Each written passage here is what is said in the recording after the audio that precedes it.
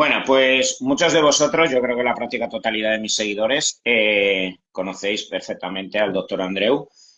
Hace un año, ¿cuándo viniste a mi fecha, a mi consulta? Yo creo que hace un año, ¿no? Hace un año Aproximadamente. va a ser, sí, porque fue después de verano, fue a Claro. finales de septiembre que fui allí a hablar contigo. Nos cuadró la idea a ambos de, bueno, tú en ese momento necesitabas un médico y no sabías muy bien dónde encontrarlo y yo quería formarme y dedicarme a esto y tampoco sabía muy bien dónde hacerlo. Y estuve un tiempo de formación contigo en la clínica y enseguida ya empezamos, a mediados de octubre ya empezamos a Claro. tener agenda y Pues eso es. Pues bueno, por eso mismo, o sea, durante todo este año, hace un año aproximadamente que empezó a trabajar conmigo el doctor Andreu, inmediatamente, pues bueno, por su validez, su pasión y un poco su afinidad con mi trabajo médico alrededor del metabolismo, de mi pasión por el fisiculturismo, la medicina deportiva, pues bueno, encajó muy bien dentro de mi clínica y la verdad es que también, pues bueno, su crecimiento dentro de las redes fue bastante rápido, lo podéis haber visto en el canal de Más Músculo, múltiples entrevistas con Roberto Castellanos, Franoses, que le he visto por aquí, ¿vale? El padre de, sí, estaba por aquí, el padre del doctor Andreu es urólogo, es un urólogo de bastante reputación aquí en Valencia y bueno, como bien os decía, Andreu me acompaña en el día a día y mucho, ¿vale? Porque yo me encuentro ya en esa fase de delegación donde ya no puedo asumir ni de lejos, ¿vale? La alta cantidad de pacientes que tenemos, sobre todo en relación a la medicina deportiva,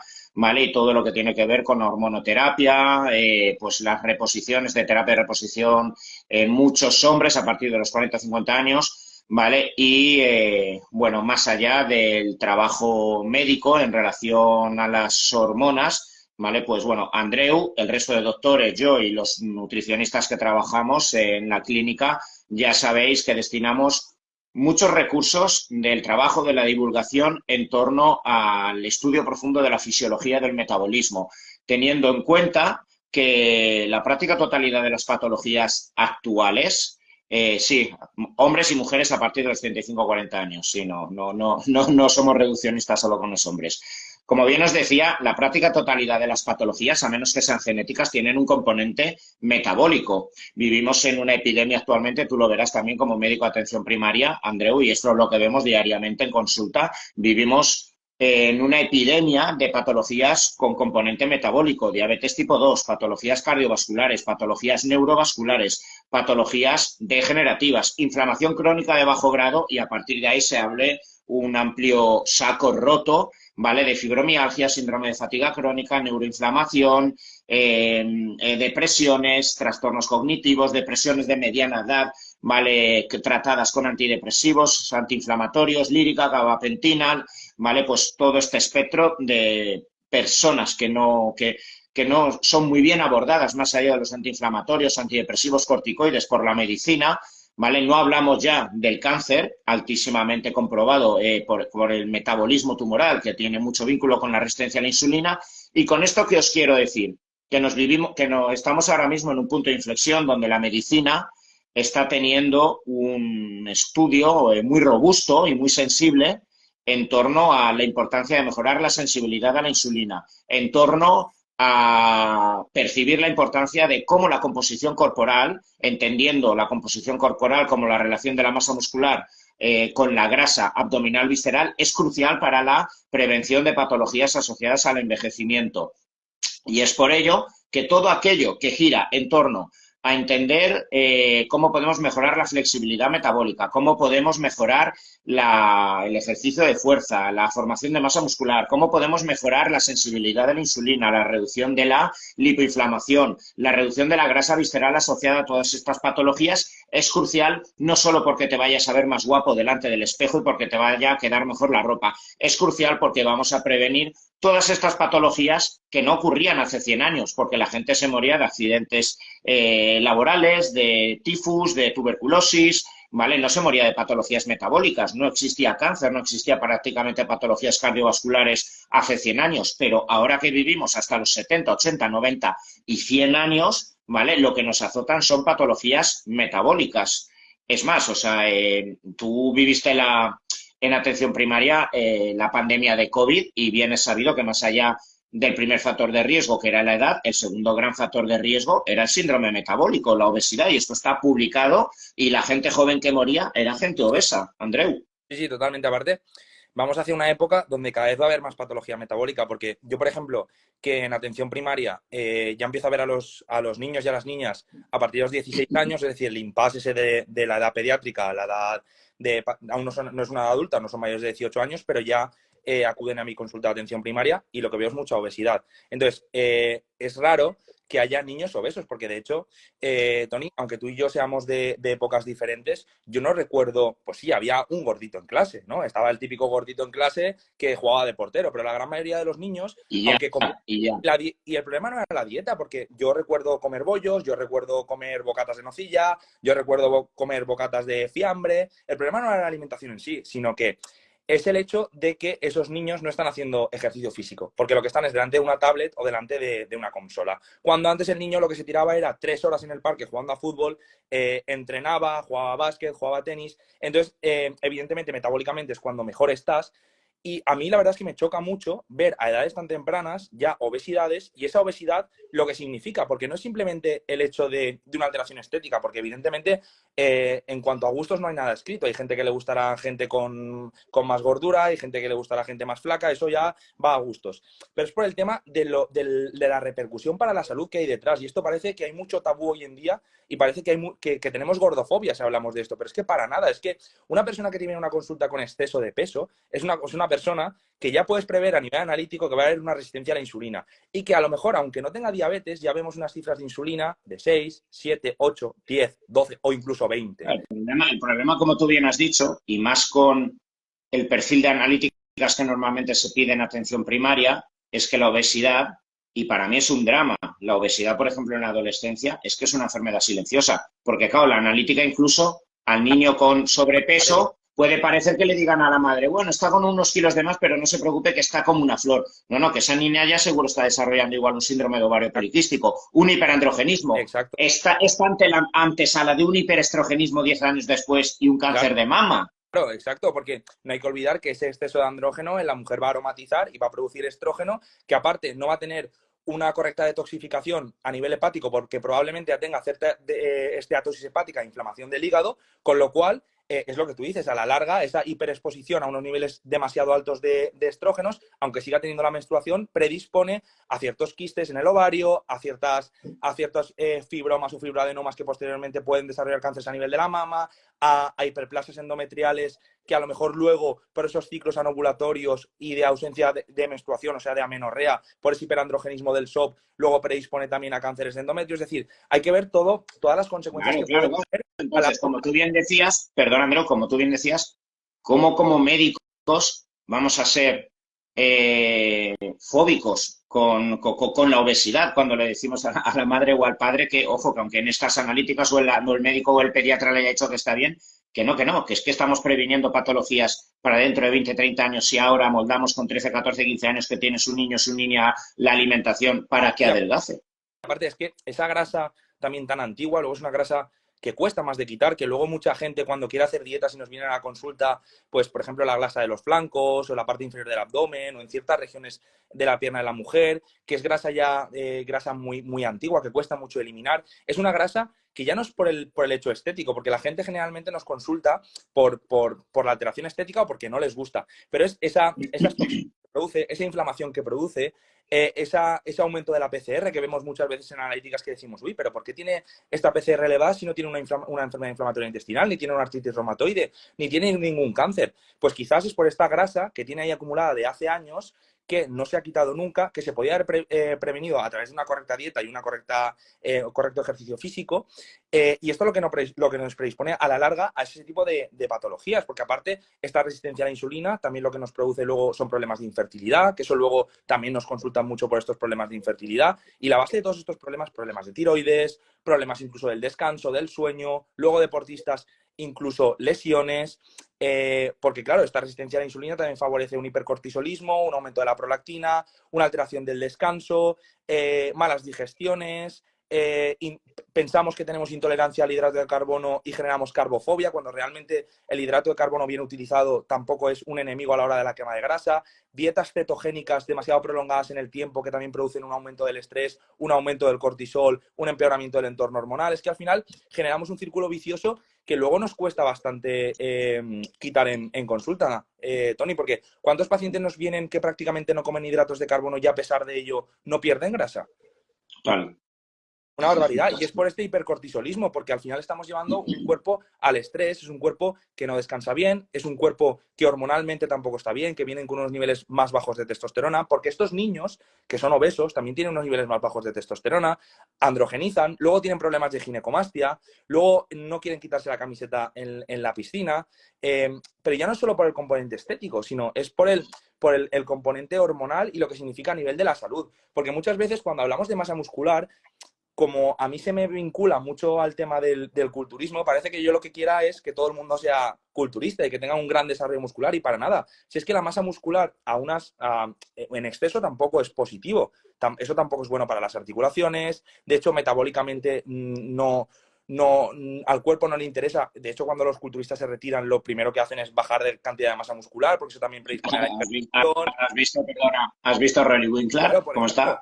Claro, es que al final eso no es sostenible, porque al final eso genera una sobrecarga sobre el ventrículo izquierdo del corazón que luego te da arritmias, te da trombosis, te da infartos, es que te da hipertensión, ictus, es decir, eso tampoco es sostenible el tiempo, no estoy diciendo eso, pero está claro que algo que nos puede proteger mucho a largo plazo de enfermedades neurodegenerativas, como has comentado tú, de diabetes, de hipertensión, de tener una calidad de vida mayor, menores dolores articulares, es tener una buena masa muscular, porque esta masa muscular al final es lo que nos permite tener esa buena sensibilidad a la insulina. Es el ejercicio de fuerza combinado con el ejercicio aeróbico el que nos permite tener una correcta sensibilidad a la insulina y no tener que hacer tampoco grandes esfuerzos a nivel dietético, porque si tú tienes una buena composición corporal, eso te va a poder permitir incluso disfrutar más.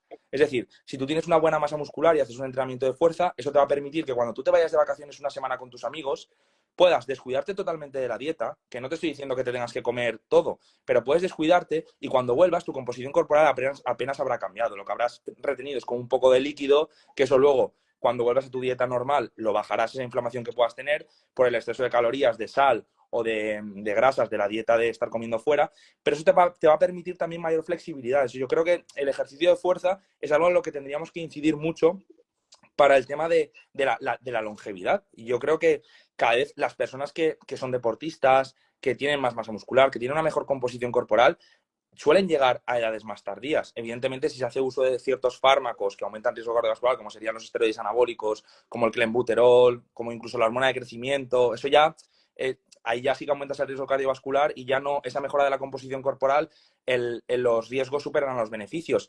Pero creo que Depende de la dosis. La dosis hace al no, veneno. no, está claro, eso es evidente, porque quizás, de hecho, por ejemplo, ahora que he mencionado la hormona de crecimiento, se están investigando mucho a dosis bajas de hormona de crecimiento en Estados Unidos como terapia anti-aging, pero no para la lipólisis ni para el aumento de la masa muscular, sino simplemente para anti-aging y para mejora de la salud articular. ¿Cuántos pacientes tenemos que utilizan hormona de crecimiento a dosis bajas?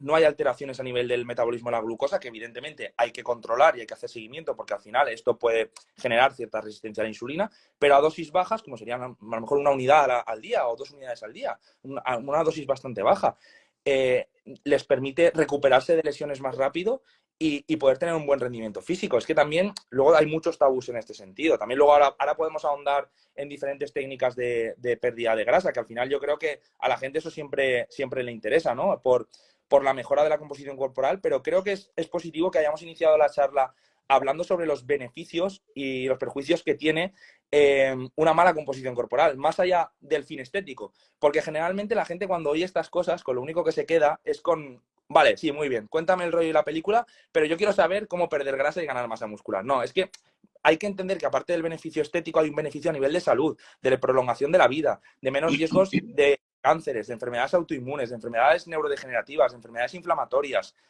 Con lo cual, yo creo que, aparte del beneficio estético, también tendrías que hacerse más hincapié, quizás en las redes sociales, que de eso se hace poco hincapié, de los beneficios de tener una adecuada composición corporal y, sobre todo, de una correcta sensibilidad a insulina. Claro, y como bien has dicho, la responsabilidad que tenemos como médicos a la hora de divulgar, a pesar de que el título directamente fuera herramientas para adelgazar, para definir, etcétera, la responsabilidad era hablar en primer lugar del por qué, no solo conseguir. Ay, mira, Andreus, no sé qué le ha pasado. Voy a mandarle la invitación.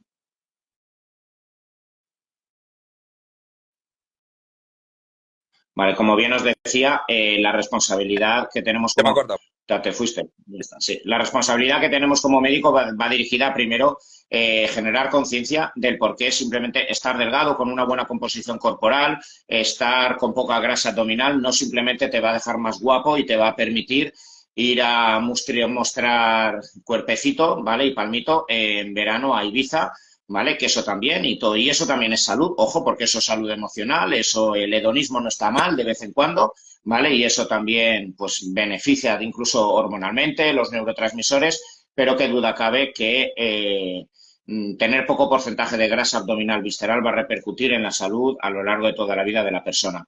Y bueno, entramos en materia. Yo creo que este directo, ya te lo dije, nos va a dar para 2 directos, así que este voy a poner parte 1, porque dentro de un mes estoy seguro que nos va a tocar la parte 2, porque da para mucho hablando de pautas de nutrición, hablando del deporte, el deporte aeróbico, deporte anaeróbico, el por qué, como bien ha dicho Andreu, fijaos, una de las pautas o herramientas que requerimos para definir y lograr tener un porcentaje de grasa bajo no es paradójicamente única y exclusivamente oxidar mucho la grasa, sino también tener fases de anabolismo para tener mucha masa muscular y así tener una tasa metabólica basal muy alta y quemar mucho en reposo aún durmiendo. Esa es la clave que te va a Claro. permitir definir, ¿vale? Y a largo plazo no coger grasa con rebote, que es lo que le pasa a mucha gente cuando hace una dieta hiperproteica a lo bestia, hace mucho deporte, pues luego el rebote es abismal, ¿vale? Entonces, bueno, creo que nos va a tocar hablar de muchos suplementos naturales, fármacos, múltiples estrategias, el tema del sueño, el estrés, o sea, todo lo que afecta, ¿vale? En la definición. Voy a empezar, ¿vale? Por algo que le suelo preguntar a muchos nutricionistas a los cuales entrevisto, a muchas personas especialistas del tema. Mira, Andreu, a lo largo de los últimos años hay una pequeña polémica que para mí no tiene mucho sentido y yo creo que tú también lo vas a saber discernir, pero siempre me gusta preguntarla a profesionales. Hay una pequeña polémica que habla de que, bueno, pues que hay divulgadores, ¿vale? Que hablan de que el conteo calórico es absurdo, irrelevante y que no sirve absolutamente para nada porque solo nos tenemos que fijar, ¿vale? Pues en los niveles un poco de insulina, cómo está el sistema hormonal en nuestro organismo y que en definitiva si hay una muy alta sensibilidad a la insulina, si la insulina está baja, si no abusamos de los carbos, etcétera, ¿vale?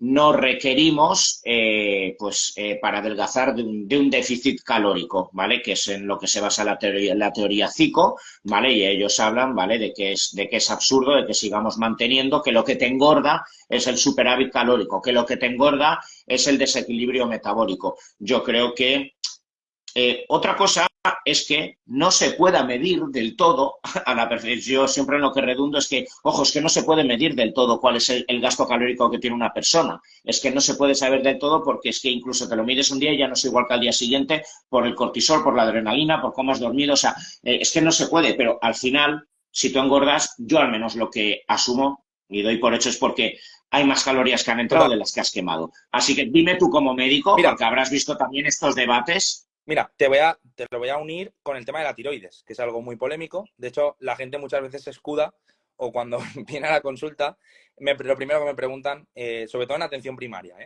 ¿cómo está mi tiroides? Para Mm. justificar su exceso de peso. Y la gran mayoría de las veces la tiroides está bien.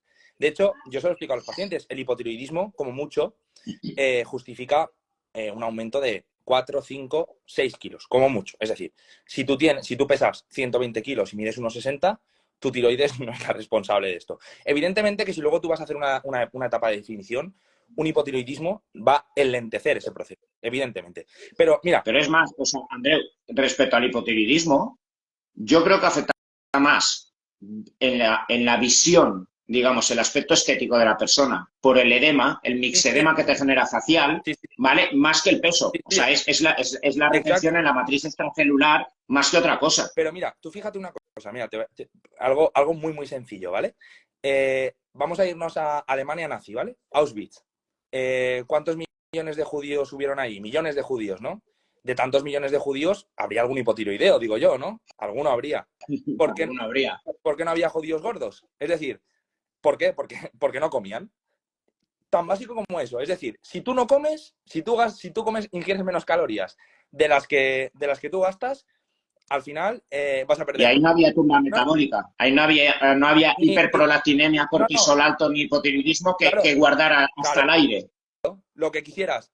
Y estaban todos en los huesos esqueléticos, estaban todos cadavéricos. Con lo cual, simplemente con ese ejemplo, o sea, si en ese contexto, o por ejemplo en una guerra, o cuando hay hambrunas, lo he llevado al extremo, pero bueno, en una misma guerra o en África, en cualquier país africano, ¿no habrá hipotiroidismo en África? Claro que hay hipotiroidismo, evidentemente. Y habrá raquitismo y habrá muchas enfermedades. Pero la realidad es que si tú no ingieres calorías, pierdes peso. Por eso muchas veces la gente que me dice, no, es que yo hago dieta, es que tal. Realmente luego revisas la dieta y luego hay muchos extras. Porque luego de repente hay un yogur por aquí, hay un helado por allá, me he ido el fin de semana y me he comido una paella, 2 cervezas, 3 cubatas, luego al día siguiente un postre. Claro, porque el problema no es que tú un día hagas una transgresión dietética, es la cuantía de esa transgresión dietética. De hecho, las calorías son Joder. tan importantes que tú puedes estar a un déficit estricto haciendo ejercicio de lunes a sábado y tú llegas el domingo y te comes toda la nevera porque te entra ansiedad, que es lo que le pasa a muchos pacientes que tenemos, hasta que conseguimos controlar esos trastornos de la conducta alimentaria y se joden todo el proceso que han hecho durante Ostras, la pero es semana. que, Es decir, mira, Andreu, el otro día creo que fue Ismael Galancho, puso una publicación de un estudio donde de lunes a viernes había un déficit calórico de estudio en personas haciendo deporte y con un déficit calórico de 500 calorías, lo cual te daba 2.500 de lunes a viernes. Esos son personas que de lunes a viernes, de forma espartana, lo están llevando todo, se autoconvencen que están haciendo dieta, están sacrificándose, no quedan con amigos, no se saltan nada. Y luego ponía, ¿vale? Pero tampoco era con tantas cosas. Pero claro, tú sumabas una hamburguesa del McDonald's con las patatas, con el ketchup, no sé qué, no sé cuántos, ¿vale? Luego había el cine por la tarde con palomitas, eso, el sábado y domingo, y era un superávit cada día ahí de 1.800 calorías, con lo que te sumaba 3.600 ya y está. la gente engorda. Claro, evidentemente. Evidentemente, por eso el tema de... Otra cosa es que tú quieras llevarlo de las calorías al extremo de contar las calorías del agua o de la lechuga. Ahí también es verdad que lo llevamos todo a un extremo demasiado radical y que quizás con las mismas calorías tú y yo, pues yo engorde y tú adelgaces. Porque a lo mejor mi composición corporal es X, mi tasa metabólica basal es X, mi cantidad de masa muscular es X. Ahí sí que hay diferencias, es decir, sí que puede haber diferencias en cuanto a las mismas calorías entre dos personas por su requerimiento diario, por su actividad física y por su composición corporal y su tasa metabólica basal. Pero evidentemente una persona, si consume menos calorías de las que gasta, va a perder peso. Y esa misma persona, en el momento en que empiece a aumentar las calorías, ganará peso. Evidentemente. Otra cosa es que se note más o menos en la composición corporal, porque quizás un ectomorfo, por su distribución de la grasa, sea menos visual ese aumento de peso. O una persona que es mesomorfa que gana más masa muscular. Quizás en un endomorfo se le note mucho más. Pero al final, eh, el aumento de peso es evidente, igual que la pérdida de peso. Es que eso no hay persona que se libre de eso, ni por la insulina, ni por la tiroides, ni por los andrógenos. Porque si no, los culturistas que al final tienen niveles de andrógenos elevadísimos, que tienen sensibilidad a insulina generalmente muy buena por la cantidad de masa muscular que tienen, no tendrían que hacer dieta, ¿no? O no tendrían que contar calorías, podrían comer lo que quisieran y no es así. Son las personas que más estrictos son y que más déficit hacen y que más hambre pasan. O sea, tenemos culturistas de 100 kilos, Tony, en consulta, que a lo mejor están comiendo 1.500 calorías al día. Con lo cual, Sí, y están con niveles andrógenos por las nubes, con la insulina perfecta, incluso haciendo hipoglucemias que nos llegan con hipoglucemias en las analíticas. Entonces, si esa persona requiere de una dieta tan estricta y de un seguimiento calórico tan estricto, como una persona de población general no va a requerir de ello. Es que es absurdo querer contradecir a lo más básico de la ciencia. total.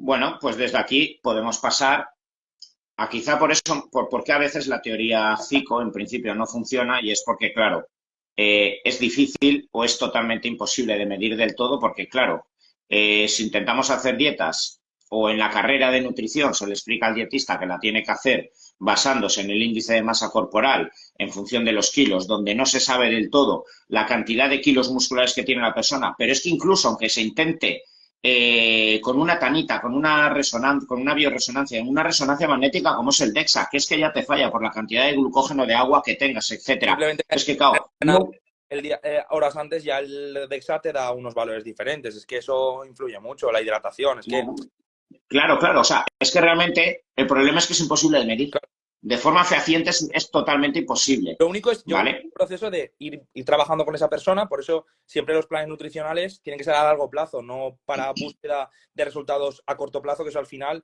acaba produciendo efectos rebotes y malos resultados. Yo creo que el nutricionista y el médico tienen que conocer el cuerpo del paciente, ir viendo cómo va respondiendo e ir haciendo los ajustes semanales, que es, por ejemplo, cómo hacemos nosotros los ajustes. Pues semanalmente que haya un Claro. reporte del peso, de incluso fotos de la composición corporal. Y es que, evidentemente, aunque tú tengas todas las pruebas, es que luego al final te das cuenta, tratando con pacientes, que no todo es como vienen los papers. De hecho, yo muchas veces hablo de esto con mucha gente que habla solo de papers en Instagram, que habla mucho de estudios científicos, y está muy bien. A mí me gusta mucho apoyarme a los estudios científicos y nos dan mucha información. Pero la realidad es que cuando lo llevas a la vida real, no todo es tan así como los estudios científicos, porque al final los pacientes toman fármacos, los pacientes tienen estilos de vida diferentes, un mismo paciente puede tener más o menos estrés o puede descansar más o menos dependiendo de la época del año, dependiendo de la carga laboral, puede tener un problema familiar, un problema laboral que influya también en la ansiedad que tenga, en que haga transgresiones dietéticas o simplemente que descanse mal, aumente el cortisol y su entorno hormonal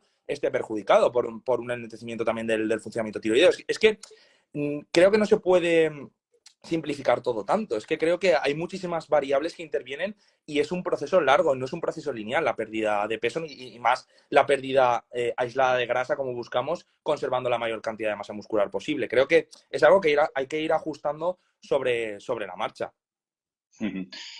Creo que, bueno, el directo de hoy va acerca de las herramientas dirigidas a la definición, hacia el adelgazamiento, y creo que es muy importante establecer la diferencia entre lo que significan herramientas dirigidas a bajar peso a corto plazo y lograr una definición que te permita quitarte los flancos en cuestión de 4 o 5 meses, bajar 6 7 kilos, etcétera. Ahora hablaremos de ella.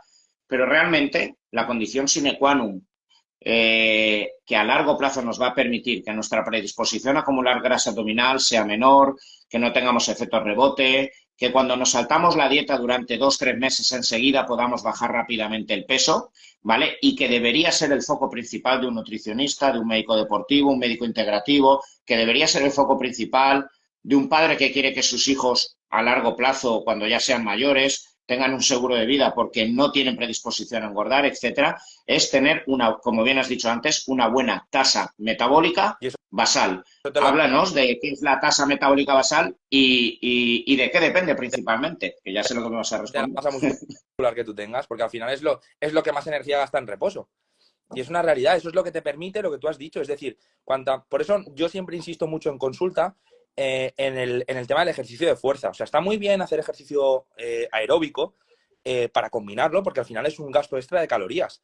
Pero evidentemente la base, para mí la base siempre es el ejercicio de fuerza, el ejercicio anaeróbico, porque es el que te construye esa masa muscular, el que te permite tener esa flexibilidad metabólica. Porque al final, a mí lo que también me gusta es que los pacientes luego puedan disfrutar, es decir, que luego puedan una vez a la semana, incluso 2 veces a la semana, porque nos vienen muchos pacientes con dietas súper estrictas, pero que tienen una cantidad de masa muscular muy baja, entonces a la mínima transgresión dietética que hacen, aumentan de peso. Sin embargo, esa misma persona lo que les hacemos es, les reducimos la carga de ejercicio de forma puntual, les bajamos el cortisol, les aumentamos progresivamente las calorías, les quitamos ese miedo al hidrato de carbono, empiezan a comer más, empiezan a entrenar más fuerte, con lo cual generamos un entorno anabólico, con lo cual generamos masa muscular. Y esa persona puede comer más, mejorando su composición corporal y haciendo incluso 1 o 2 transgresiones dietéticas controladas y establecidas junto con el nutricionista. Y eso lo que nos lo permite es la masa muscular y el entrenamiento de fuerza.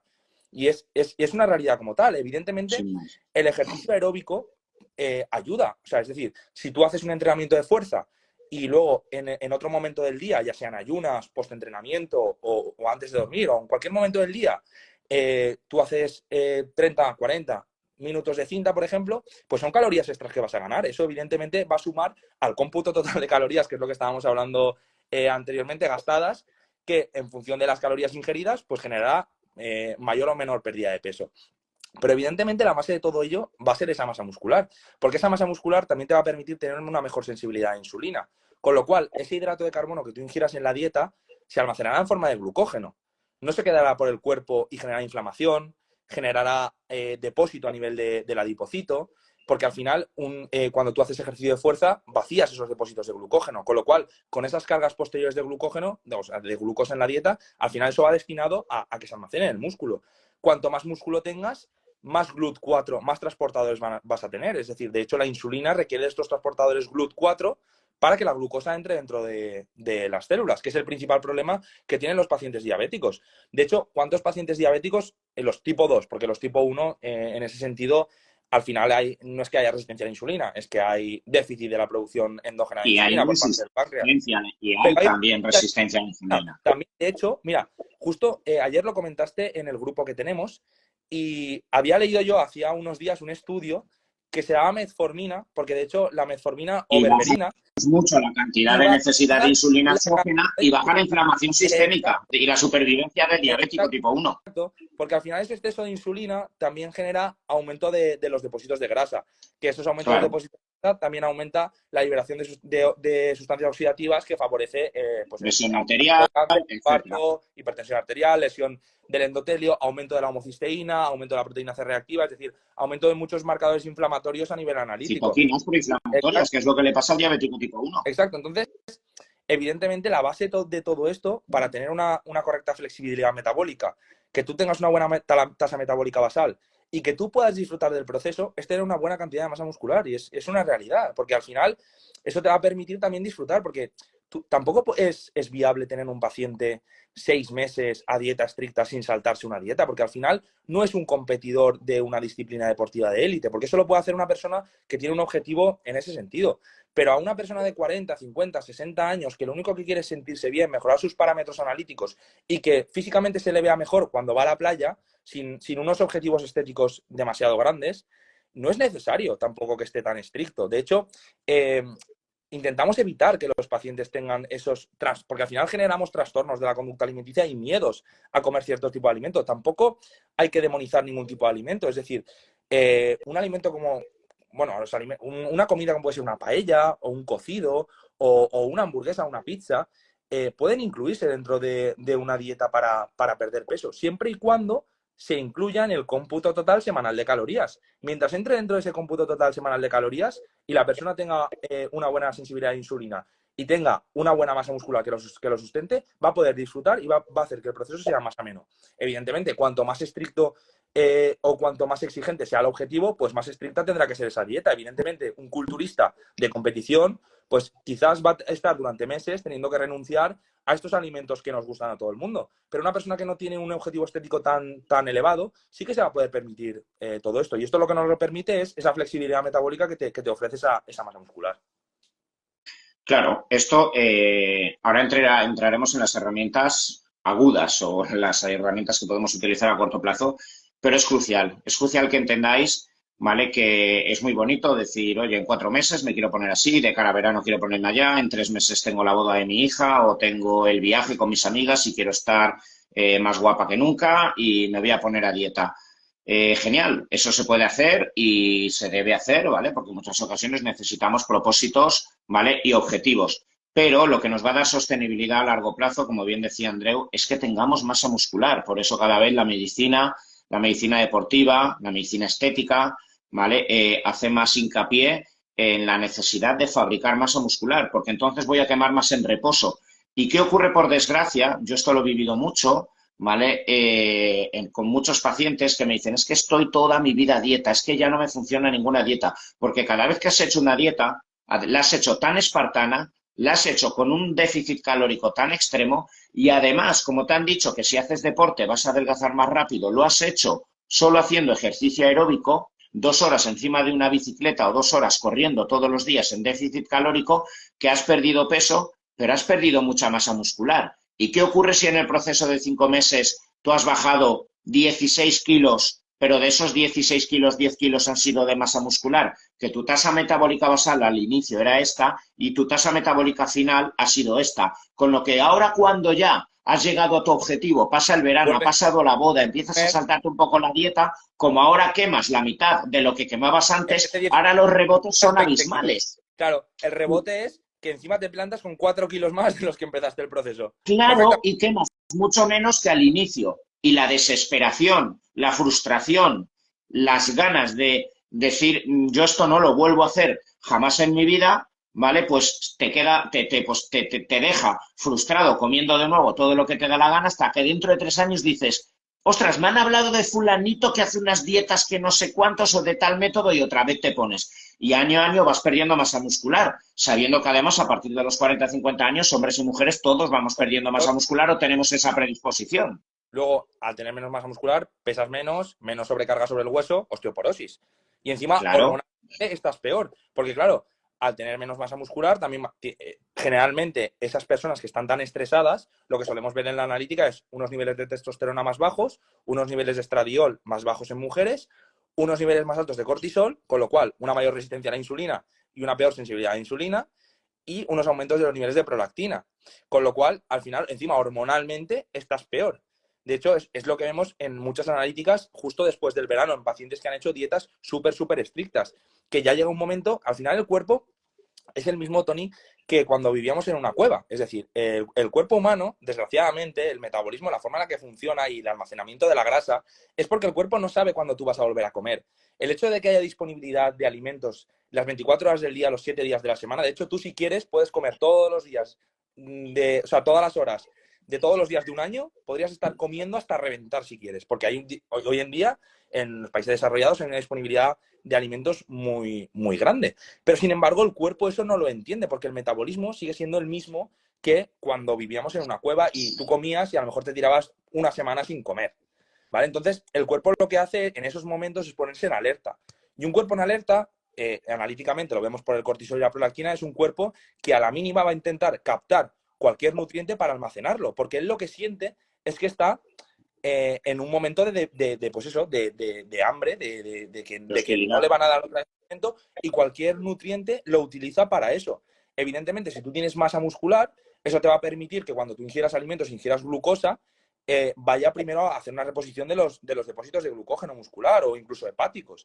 Pero si tú evidentemente no tienes una masa muscular que sustente eso, en el momento en que tú empieces a comer un poco más de calorías, el efecto rebote que vas a pegar va a ser brutal. Y además, no va a ser de aumentar glucógeno a nivel muscular, es que va a ser aumento de grasa visceral, aumento de grasa subcutánea y una retención hídrica también muy, muy importante. Con lo cual, vas a tener una composición corporal peor que la que empezaste, metabólicamente vas a estar peor de lo que empezaste y hormonalmente vas a estar peor de lo que empezaste. Con lo cual, al final, estas dietas mágicas de la piña, de la alcachofa, de cero hidratos, de ahora de disociar alimentos, de no como hidratos y como proteína o no como grasa. A mí todo ese tipo de cosas, la verdad es que me suenan a chamanería y me suenan a chino. Al final lo que funciona es un déficit calórico controlado, pero sobre todo con un ejercicio físico detrás, no solo ejercicio físico aeróbico, sino un ejercicio físico anaeróbico, que genere ese entorno hormonal anabólico, que genere esa ganancia de masa muscular, que nos permita tener una tasa metabólica basal más elevada. Es que es muy sencillo. Es que la verdad es que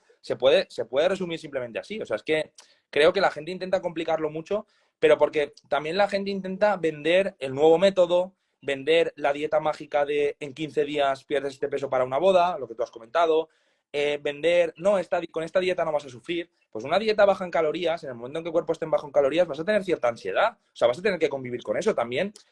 Nosotros tampoco damos soluciones mágicas. Evidentemente, el proceso de la pérdida de peso y la mejora de la composición corporal, inicialmente, hasta que realizamos esta recomposición corporal, hasta tener una mayor masa muscular que nos va a permitir comer más, va a ser un proceso que cuesta, evidentemente. Eso también el paciente lo tiene que asumir. Es decir, nosotros tampoco podemos vender que esto va a ser un proceso fácil y que van a disfrutar. Y evidentemente, quizás al principio, esa persona le tengamos que limitar la cantidad de comidas libres hasta que generemos un entorno anabólico y una buena flexibilidad metabólica. Y entonces en ese momento sí que lo podremos reintroducir.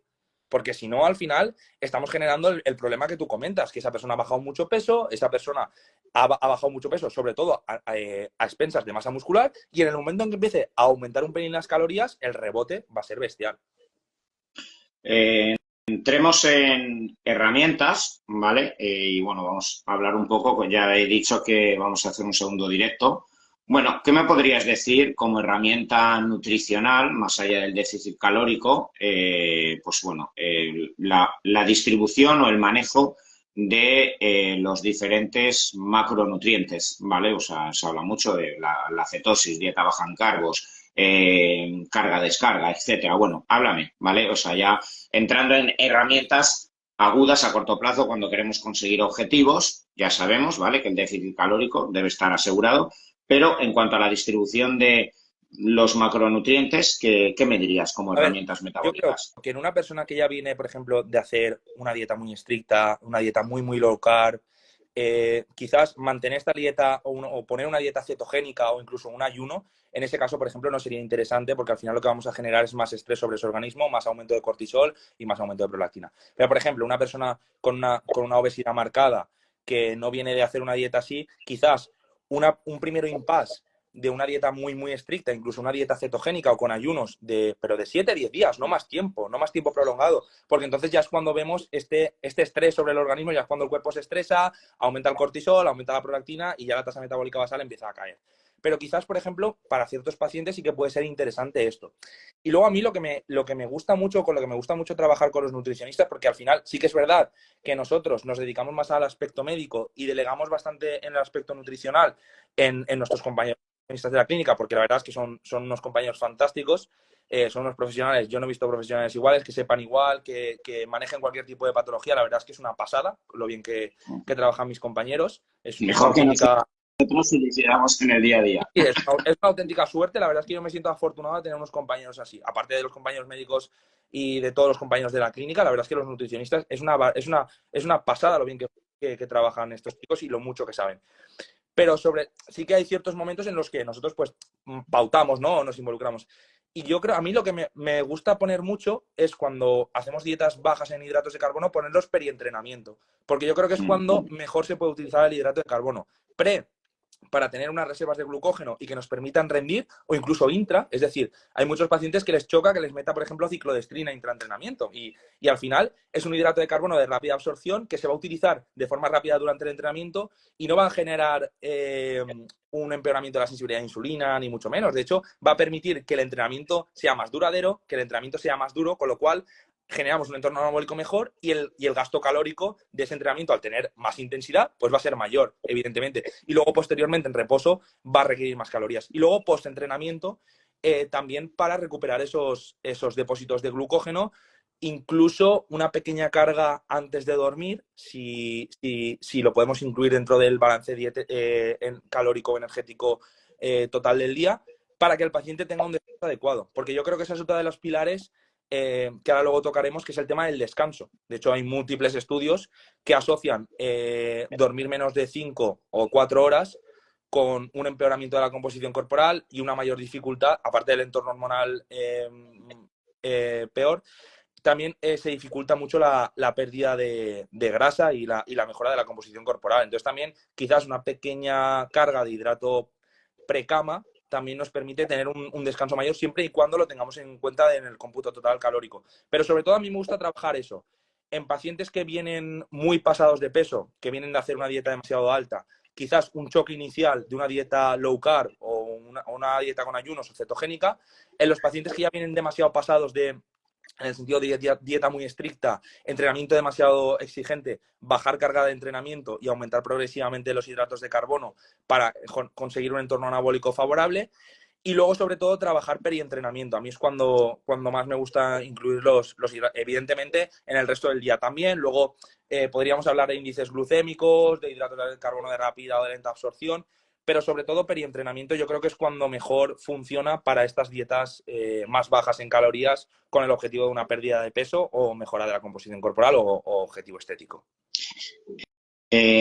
Yo creo que lo que es indudable es que aparte evidentemente del conteo calórico, que es importante, ya lo hemos dicho, tampoco vamos a dejar de lado que el estatus hormonal y el terreno biológico hormonal que tiene la persona es fundamental. Ya hemos hablado de la tiroides, pero bueno, el cortisol, la testosterona, estrógeno, progesterona, la DEA y la insulina, que duda cabe que si tenemos un paciente con hiperinsulinemia, la lipólisis es más dificultosa, No, la evidente. oxidación de los ácidos grasos está más dificultosa, la liberación de catecolaminas es más dificultosa en el organismo. De ahí que a corto plazo, quizá, como bien has dicho, esos 7 o 10 días antes de que se empiece a generar la elevación de cortisol, pérdida de masa muscular, etcétera, yo es que creo que es una condición sine qua non, sorprender al cuerpo, además, para eliminar el líquido, que la persona tenga adherencia porque se viene arriba y dice, qué Claro, maravilla, en una semana. Creo que hacer una dieta muy low carb o cetogénica para bajar además de golpe esa sensibilidad a la insulina, creo que casi es una condición sí, sine sí, qua non. totalmente. El problema es el hecho de que esto, claro, puede generar tanta adicción, el decir, ostras, Que la eh, he liamos. bajado, he bajado 5 kilos en 10 días, voy a continuar de forma sostenida esta dieta. Entonces ya sí que caemos en el error y ahí, por eso siempre es importante que haya un correcto seguimiento, ya sea por un nutricionista o por un equipo médico Y que nos asesore. ahí empieza la carbofobia. Claro, ahí es cuando empieza la carbofobia, porque claro, vuelves a reintroducir el hidrato de carbono, pero reintroduces mal, lo has reintroducido ya estando con eso, con los niveles de cortisol muy alto, con un cuerpo con demasiado estrés, un cuerpo en alerta, entonces no tienes aún la masa muscular suficiente para que esa carga de hidrato de carbono en exceso, porque encima tienes ansiedad y comes más de lo que deberías, para que sea correctamente utilizada, haces el rebote y entonces vuelves otra vez a esa dieta low carb o cetogénica, que encima, pues eso, nosotros la planteamos siempre esos 7 o 10 días, no la planteamos mucho más. De hecho, Claro. es que vemos que si el paciente la continúa más tiempo, vemos ya hay alteraciones del sueño, alteraciones del estado anímico y luego las alteraciones hormonales a nivel analítico que aparecen enseguida, ¿eh?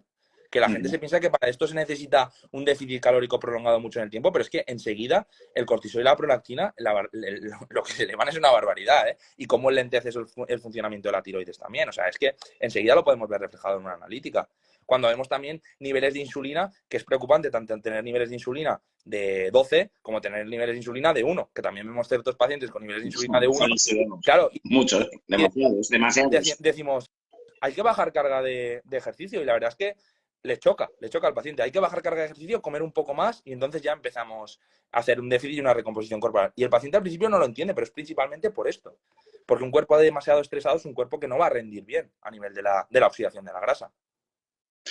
Hablamos de macronutrientes y en esta fase quizá pues, de lipólisis, donde tenemos que hacer una dieta cetogénica, yo creo que puede haber cierto error, ¿vale?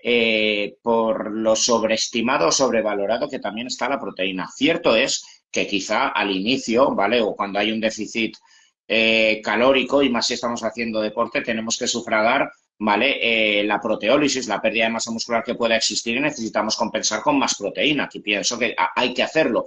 Pero también una dieta hiperproteica con exceso también de leucina, ¿vale? Puede ser paradójicamente un factor que nos genera resistencia a la insulina, ¿vale? Porque la leucina y la metionina son aminoácidos que generan hiperinsulinemia. Entonces, claro, yo he visto gente hacer dietas mega hiperproteicas con 3-4 gramos por kilo al día, quitando carbos y grasas, o sea, los desastres han sido apoteósicos. Sí, sí, totalmente. Aparte también el exceso de ciertos aminoácidos también produce aumento de otras cosas a nivel analítico, como sería la homocisteína, que es un factor de riesgo Total. cardiovascular ya establecido e independiente, porque no olvidemos que la homocisteína, aparte de oxidar el exceso de LDL, aumenta la rigidez de la pared arterial, con lo cual estamos aumentando el riesgo cardiovascular de ese paciente. Y aparte también vemos también dietas demasiado pasadas en grasas, que luego a nivel analítico también nos salen unos LDLs disparados. O sea, evidentemente no hay que tenerle miedo al huevo, ni hay que tenerle miedo al aceite, ni hay que tenerle miedo a las nueces. Pero lo que no puede ser es que tú te comas 30 huevos enteros en un día. Porque entonces vienen con niveles de LDL de 200 y pico y es una realidad que eso está aumentando mucho tu riesgo cardiovascular, aunque estés delgado, ¿eh? Aunque seas una persona delgada. De hecho, los pacientes que yo veo en atención primaria con hipercolesterolemias familiares son pacientes delgados y tienen que tomar estatinas porque de forma endógena producen niveles muy altos de colesterol LDL. Y eso está más que demostrado. Por mucho de que haya controversia hoy en día de no, si es que el interés de las farmacéuticas por bajar el LDL, bueno, eso es discutible. Pero la realidad es que un LDL demasiado alto es un componente de riesgo cardiovascular más que demostrado. De hecho, sin LDL no suelen haber infartos. O sea, eso está más que demostrado. Entonces, también es el problema de estas dietas tan estrictas, que luego vemos alteraciones analíticas, como tú bien has dicho, por el tema del exceso de leucina o de metionina, como por el exceso de grasas y la ausencia del hidrato de carbono. Eso también genera alteraciones. Igual que la producción en exceso de cuerpos cetónicos, también a nivel neurológico, tampoco es positivo. Es decir, sí que es verdad que inicialmente te mantiene más atento, te mantiene con más foco los primeros días de la dieta, pero luego puede generar ansiedad, puede generar trastornos del sueño, puede generar muchos trastornos a nivel cognitivo en cuanto al rendimiento en el trabajo, en los estudios. Es decir, una cetosis en extremo también tiene sus perjuicios para la salud. Es que al final es el problema de todas estas dietas llevadas al extremo. Por eso al final lo que hay que tener es un adecuado balance de los macronutrientes en función de los objetivos. Es decir, si es una época de ganancia de masa muscular, pues quizás deberemos aumentar un poco los hidratos de carbono, aumentar también un pelín las grasas y la cantidad de proteína, y quizás en un proceso de déficit pues bajar un poquito más los hidratos de carbono que la grasa y la proteína. Pero al final un exceso de cualquier nutriente, igual que de cualquier cosa en el organismo, es deleterio. Es decir, no es bueno beber medio litro de agua al día, pero es que tampoco es bueno beber 12 litros de agua al día. Pues lo mismo pasa con los macronutrientes. Al final, cuando tú te pasas con un exceso de proteína, aunque el objetivo sea una pérdida de peso, al final va a generar alteraciones, incluso alteraciones a nivel renal. Evidentemente, el consumo de proteínas no está relacionado, o sea, es seguro el consumo de proteínas, igual que el consumo de batidos de proteínas, aminoácidos, pero un consumo en exceso va a generar sobrecarga a nivel del riñón. Eso es evidente. Entonces, al final creo que ni el defecto ni el exceso son positivos. Lo que hay que buscar siempre es el término medio y no dejarse guiar por estas modas y estos nuevos gurús que al final lo único que buscan es sistemas nuevos para captar clientes y para ganar dinero. Hay algo de lo que quiero que hables. Bueno, tú estás muy cercano al fisiculturismo, a ver las preparaciones deportivas, tú mismo te preparas todos los años y demás. Hay un proceso que ocurre cuando alguien está definiendo, cuando está adelgazando, etcétera, y que realmente muchas ocasiones solo se solventa generando una subida de calorías, metiendo más carbohidratos, etcétera, ¿vale? Que es la parada metabólica. No estamos, evidentemente, como bien ha dicho antes Andreu, si estás comiendo 500 calorías, ya te digo yo que es que no te paras, que es que sigues bajando. Sí, sí, Pero en general, cuando tienes un déficit calórico controlado de 200, 300 calorías diarias, vas bajando, etcétera, hay muchas ocasiones donde la persona está contenta, donde la persona ha ido bajando durante las primeras 5, 6, 7 semanas, está adherida, está haciendo deporte, está encantada, no se salta nunca la dieta, ¿vale? Porque está tan sumamente, en cierto modo, enamorada del proceso, ¿vale? Que la persona además tiene mucha dopamina, esos cuerpos cetónicos, y además estás haciendo dieta cetogénica, te están generando mucha dopamina, mucha estabilidad neuronal, te está permitiendo no dormir, etcétera. Pero hay muchas ocasiones donde el paciente se estanca, donde no baja lo que quiere, donde paradójicamente en esos momentos que más se lo va a currar, porque por sus narices dice, ostras, yo no voy a permitir que con lo bien que iba, con el ritmo que iba, esto pare, con lo que entrena más, con lo poquito que se saltaba de dieta el fin de semana ya no se la salta nada, a escondidas incluso de nosotros come menos carbos, pues no vemos carbofóbicos en consulta que te come menos carbos, ¿vale? Y la persona es que se queda igual o hasta sube. Y ya, claro, el desequilibrio mental y emocional que tiene la persona, ¿vale? Es muy complicado, ¿vale? Y paradójicamente, en esos momentos, en muchas ocasiones, esto lo vemos constantemente, si queremos a largo plazo, durante los 2 o 3 meses que aún nos queda de definición, conseguir esa lipólisis, etcétera, no queda otra que quizá decirle la semana que viene, en vez de entrenar 5 días, vas a entrenar solo 2 días, solo vas a andar, quiero que duermas para que no estés agotada o agotado, vas a meter carbos todos los días, antes incluso de dormir, a pesar del paradigma y el tabú de meter hidratos antes de dormir. O sea, Sí. rompes los esquemas por todos lados y dices, y llámame el lunes, te pesas. Comentas. No entiendo nada, doctor, no entiendo nada. Yo ya me tiro por el balcón porque ya ahora me habéis roto los esquemas. Acabo de bajar 2 kilos, he entrenado menos, he comido más carbos y hasta me dijo que el sábado por la noche con mis niños me fuera al cine y que me comiera un poco de palomitas y un helado. Yo ya me vuelvo loco, no sé qué está ocurriendo, pero eso es fisiología pura y dura, ¿vale? No sé si tú lo has vivido en tus Sí. carnes, llegar a esos puntos. ¿No? Mira, justamente este verano, yo venía a hacer una dieta muy estricta a nivel sobre todo de carbohidratos, y empecé con un nuevo preparador, que es Franosés, y me fui de viaje con mis amigos. Yo tenía, a pesar de que yo tenga todo este conocimiento, o que podamos tener todo este conocimiento, al final somos personas y también tenemos nuestros miedos y nuestras inseguridades, ¿no? Entonces, yo, claro, de llevar un punto tan bueno de condición física, de verme tan definido, eh, me da un poco de miedo irme de las vacaciones, de vacaciones una semana, entrenar menos y comer más. Y Fran me dijo, no te preocupes, pruébalo. O sea, pruébalo, como mucho, si coges peso, pues luego ya lo quitamos, no hay ningún problema. Volví pesando exactamente lo mismo. De hecho, cuando volví, me cambié la dieta y comía más calorías de las que estaba comiendo antes de irme. Y de hecho, mi composición corporal cada vez mejora más. Con lo cual, yo en mis propias carnes también he vivido eso y he vivido ese miedo. Yo lo entiendo perfectamente. O sea, yo cuando los pacientes vienen a la consulta y me dicen eso, yo los entiendo porque yo lo he vivido. Es decir, a mí también me ha generado ansiedad el que me digan, mira, pues ahora vas a comer más y vas a entrenar menos. Y verás cómo no va a pasar nada. Y dices, hostia, hombre, pero con lo que yo me lo he currado, con lo bien que me veo ahora tirarlo todo al traste. Bueno, va, mira, le voy a hacer caso.